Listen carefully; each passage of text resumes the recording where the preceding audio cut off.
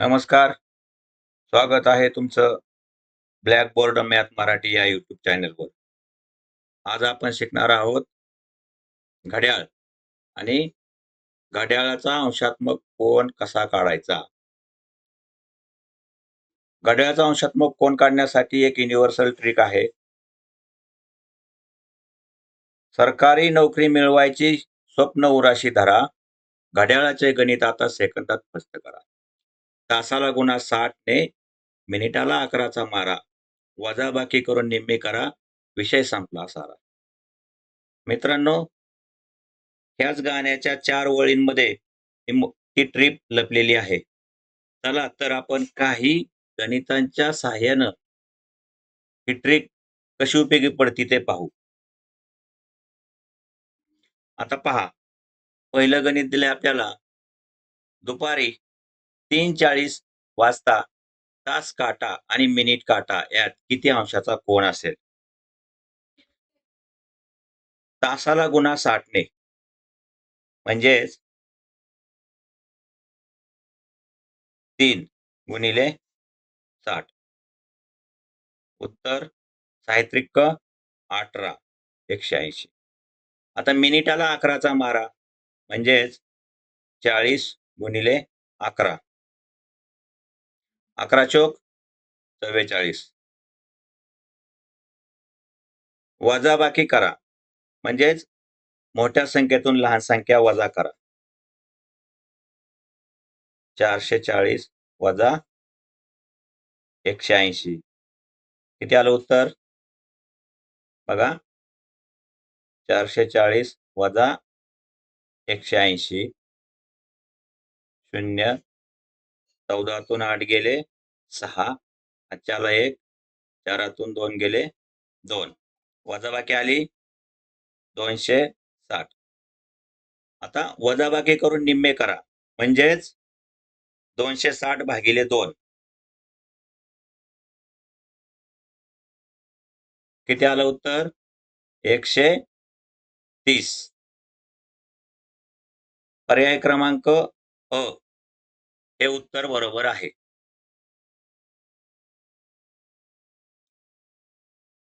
अजून बघा, एका घड्याळात 7:20 झाली असता दोन्ही काट्यांमधील कोनाचे माप किती? आता आपली ट्रिक काय आहे? तासाला गुणा 60 ने म्हणजेच 7 गुणिले 60. 7 सकून 42. 0. आता मिनिटाला 11चा मारा म्हणजे 20 गुणिले 11. 11 दोन्ही 22. आता वजाबाकी करा. मोठ्या संख्येतून लहान संख्या वजा करा.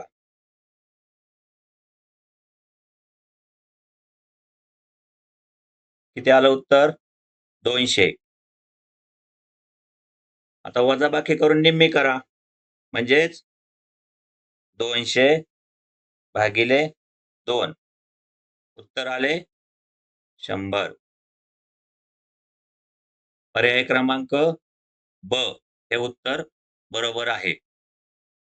आणखी एका उदाहरणाच्या सहाय्यानं बघू. सकाळी 10:30 घड्याळाच्या 2 काटे यांच्यामध्ये किती अंशाचा कोन तयार होतो? आता आपल्या ट्रिकनुसार तासाला गुणा 60 ने म्हणजेच 10 गुणिले 60 बरोबर 10 60. 0. आता मिनिटाला 11चा मारा म्हणजे 30 गुणिले 11. 11 त्रिक 33. 0. आता लहान संख्येतून मोठ्या संख्येतून लहान संख्या वजा करा म्हणजेच 600 वजा 330. उत्तर किती आलं? 270. आता वजाबाकी करून निम्मे करा म्हणजेच 270 भागिले 2. उत्तर किती आलं? 135. पर्याय क्रमांक ब हे बरोबर उत्तर आहे. आता चौथं गणित 2:30 वाजता तास काटा आणि मिनिट काटा यामध्ये किती अंशाचा कोन असेल? आता ट्रिकनुसार तासाला गुणा 60 ने म्हणजेच 2 गुणिले 60. 6 दुने 12 0 ॲज इट इज दिला 120. मग मिनिटाला 11चा मारा म्हणजे 30 गुणिले 11 बरोबर 11 त्रिक 33 0. आता मोठ्या संख्येतून लहान संख्या वजा करा. 330 वजा 120 बरोबर किती आलं उत्तर? बघा 330 वजा 120 शून्याशी 0 3तून 2 गेले 1 आणि 3तून 1 गेला 2 210. आता याचे निम्मे करायचे मग 210 भागिले 2 किती आलं उत्तर? 105. पर्याय क्रमांक क हे उत्तर बरोबर आहे.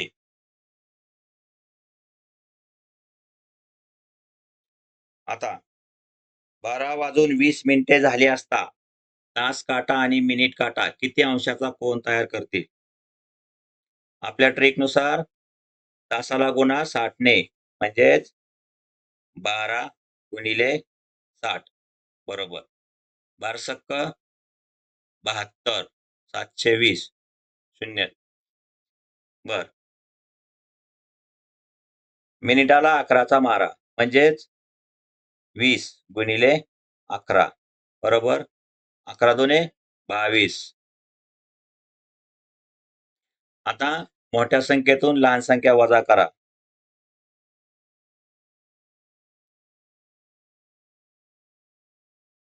किती आलं उत्तर? 500. आता वजाबाकी करून निम्मे करा म्हणजे 500 भागिले 2 किती आलं उत्तर? 250. पण मित्रांनो ज्या वेळेस 180 पेक्षा जास्त कोन येतो त्यावेळेस काय करायचं असतं? तर ते आलेलं उत्तर 360 मधून वजा करायचं.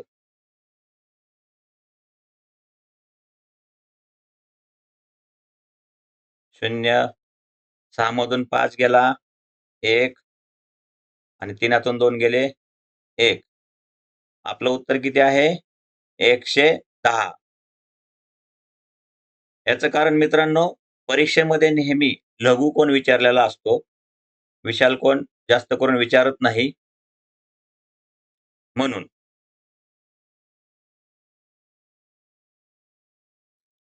आता अजून एक उदाहरण सोडू.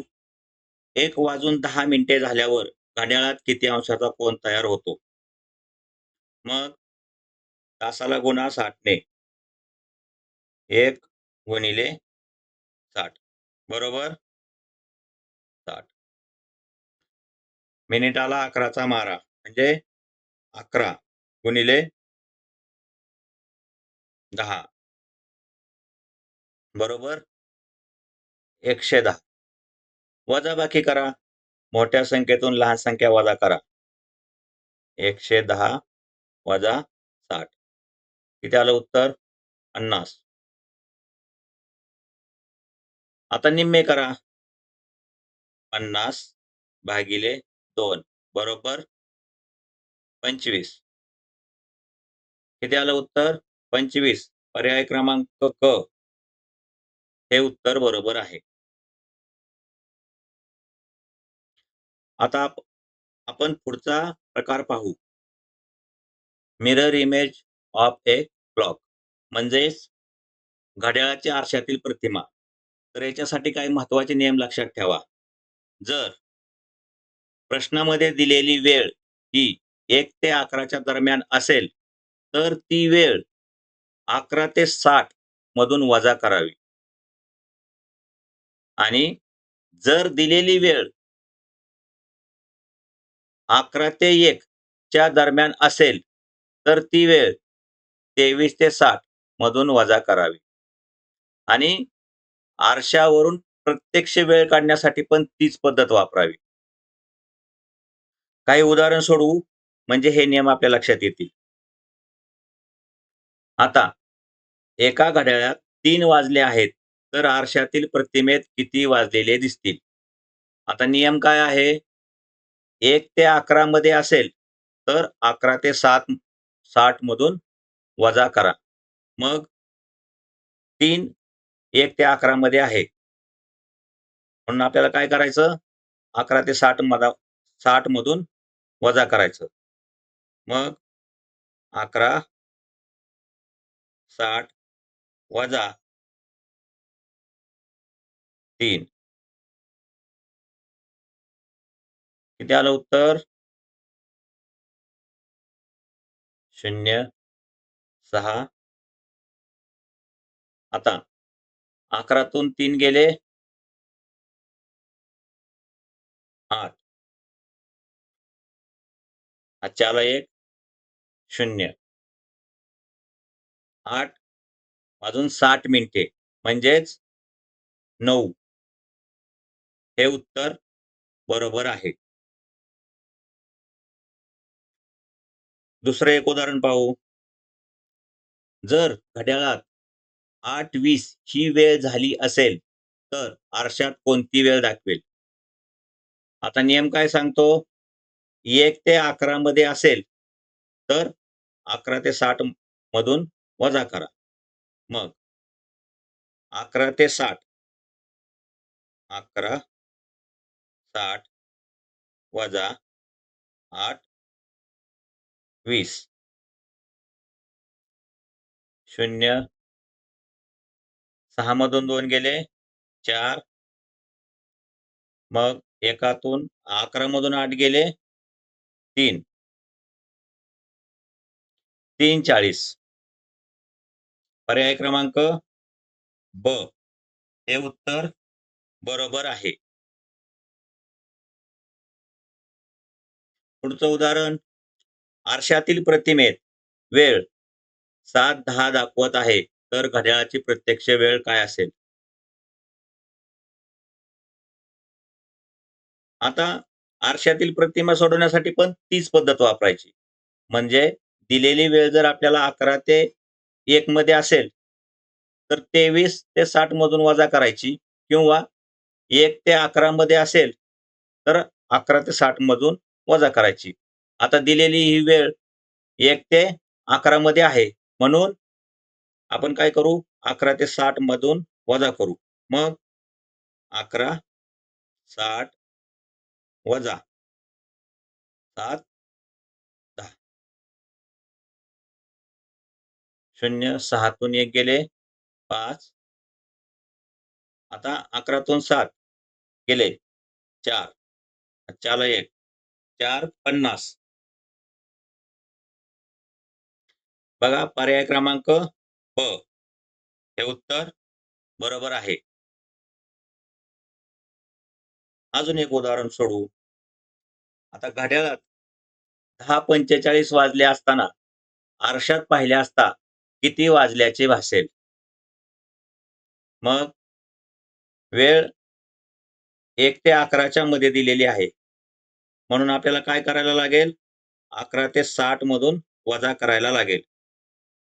11, 60 वजा 10, 45. आता 10 तून 5 गेले 5. अच्छा आला 1. 6 तून 5 गेले 1. 1 आणि 0. उत्तर किती आलं? 1 वाजून 15 मिनिटे. पर्याय क्रमांक क हे उत्तर बरोबर आहे. अजून एका उदाहरणाच्या सहाय्याने सोडवू आपण. एका घड्याळात 12:30 ही वेळ झाली आहे. तर आरशात ती वेळ कशी दिसेल?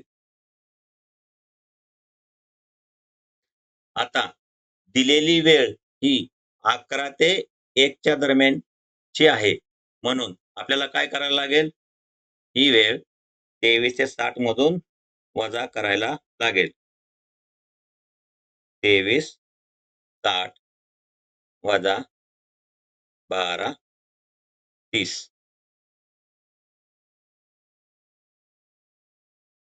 7तून 3 गेले 3. आता 3तून 2 गेले 1 आणि 2तून 1 गेले 1. उत्तर किती आलं? 11:30.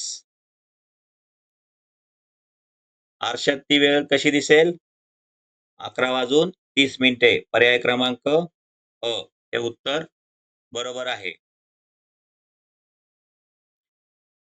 आता आपण घड्याळाचा तिसरा प्रकार पाहू. Water image of a clock म्हणजेच घड्याळाची पाण्यातील प्रतिमा. याचे नियम आहेत. जर पाण्यातील वेळ काढण्यासाठी दिलेली वेळ ही 18 ते 30 मधून वजा करावी. म्हणजेच संध्याकाळचे 6:30 मधून वजा करावी. आता दिलेल्या वेळेमध्ये जर मिनिटे 30 पेक्षा जास्त असतील तर 17 ते 90 मधून वजा करावे. प्रत्यक्ष वेळेमधून पाण्यातील प्रतिमा असो अथवा पाण्यातील प्रतिमेवरून घड्याळाची प्रतिमा असो, दोन्ही काढण्यासाठी हाच मॅजिक नंबर आहे. खरं तर 18 ते 30 व 17 ते 90 ही एकच वेळ आहे. फक्त वजाबाकी सोपी करता यावी यासाठी आपण एका तासाचं रूपांतर मिनिटांमध्ये केलेलं आहे. तर सोडवू आपण काही उदाहरणे. आता बघा, जर एका घड्याळात 8:20 ही वेळ झाली असेल तर पाण्यातील प्रतिमा कोणती वेळ दाखवेल?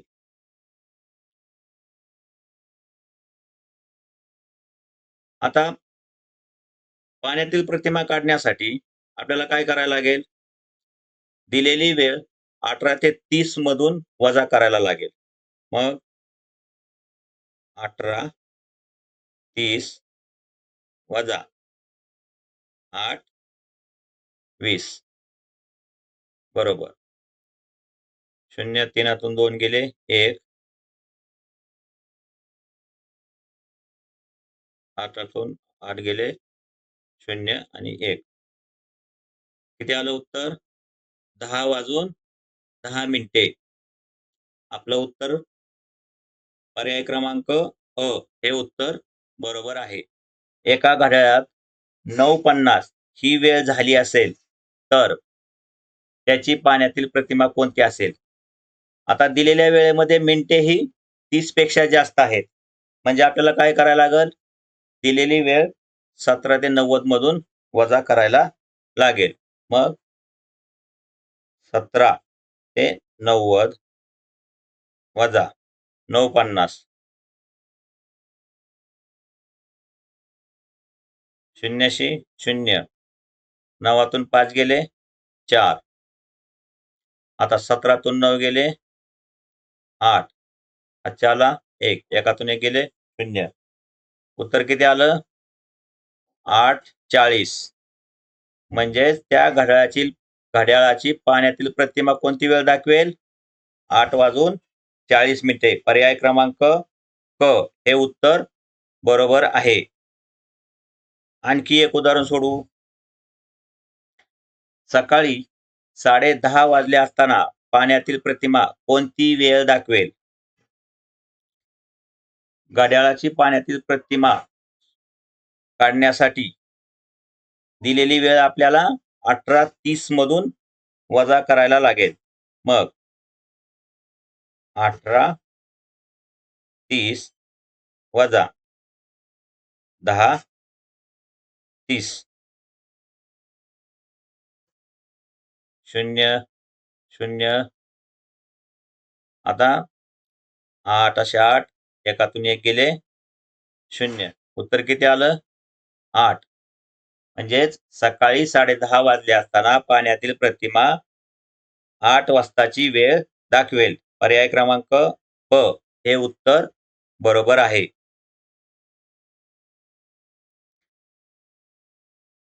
आणखी एक उदाहरण, एका घड्याळात पाण्यातील प्रतिमेत 1:50 ही वेळ दिसत आहे, तर घड्याळातील वेळ काय असेल? आता दिलेल्या वेळेत मिनिटे ही 30 पेक्षा जास्त आहेत, म्हणजे 1:50. म्हणून आपल्याला काय करायला लागेल? दिलेली वेळ ही 17 ते 90 मधून वजा करायला लागेल. 17 ते 90 वजा 1:50 किती आलं उत्तर?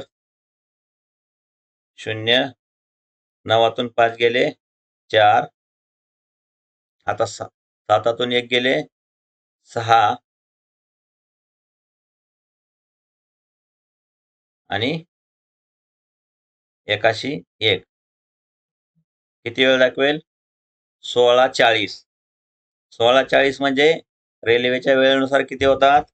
4:40 मिनिटे. म्हणजे पर्याय क्रमांक क